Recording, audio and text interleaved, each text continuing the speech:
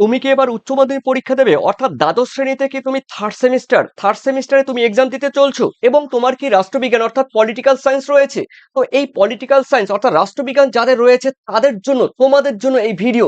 তার কারণ এই ভিডিওর মধ্যে থাকছে তোমাদের পিডিএফ সম্পূর্ণ প্রথম ইউনিট থেকে একদম ষষ্ঠ ইউনিট পর্যন্ত তোমাদের পিডিএফ আকারে প্রত্যেকটি অধ্যায় থেকে এমসিকিউ এবং গুরুত্বপূর্ণ যেই কোয়েশ্চেনগুলো রয়েছে তোমরা প্রথমেই দেখতে পাচ্ছ যে বিষয় রয়েছে। দেখো রাষ্ট্রবিজ্ঞান থার্ড সেমিস্টারে রয়েছে।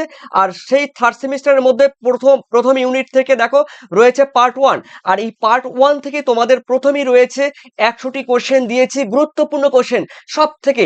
এরপরে তোমরা দেখতে পাচ্ছ পার্ট টু জোট নিরপেক্ষ আন্দোলনের জনককে। দেখো 4টি অপশন দিয়েছি, ডান দিকে কিন্তু তোমাদের উত্তর দেওয়া আছে। এরপরে রয়েছে দেখো তোমাদের পার্ট থ্রি। এই পার্ট থ্রির মধ্যে কিন্তু রয়েছে 100টি কোয়েশ্চেন। দেখো ঠান্ডা লড়াই বলতে কি বোঝায়।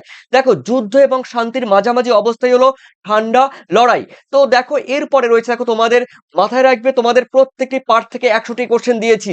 এছাড়াও তোমাদের নিম্নলিখিত প্রশ্নগুলির এমসিকিউ কিন্তু দেখো প্রত্যেকটি কোশ্চেন এমসিকিউ, কিন্তু এমসিকিউ গুলো তোমাদের এসিকিউ আকারে উপস্থাপন করেছি।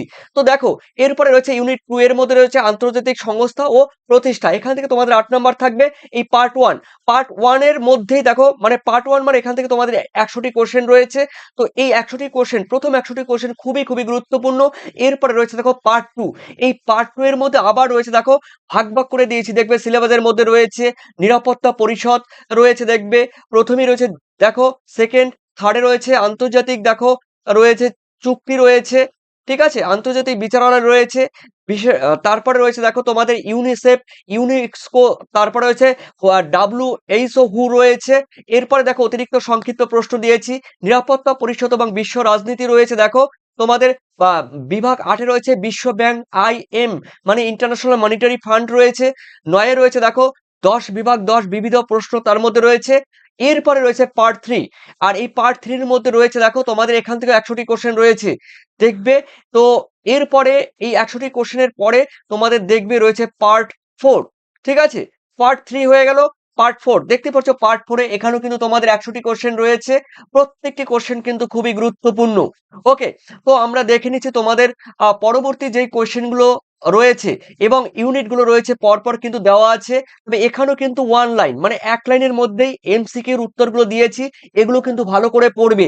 এর বাইরে তোমাদের কিন্তু কোনো কোয়েশ্চেন হবে না, ঠিক আছে। তো আমরা দেখে নিচ্ছি তোমাদের পরে পরে রয়েছে দেখো ইউনিট থ্রি সমসাময়িক রয়েছে বিশ্বের নিরাপত্তা মানে কন্টেম্পোরারি মানে ইন্টারন্যাশনাল সিকিউরিটি। এই ইন্টারন্যাশনাল সিকিউরিটির মধ্যে রয়েছে দেখো পার্ট ওয়ানে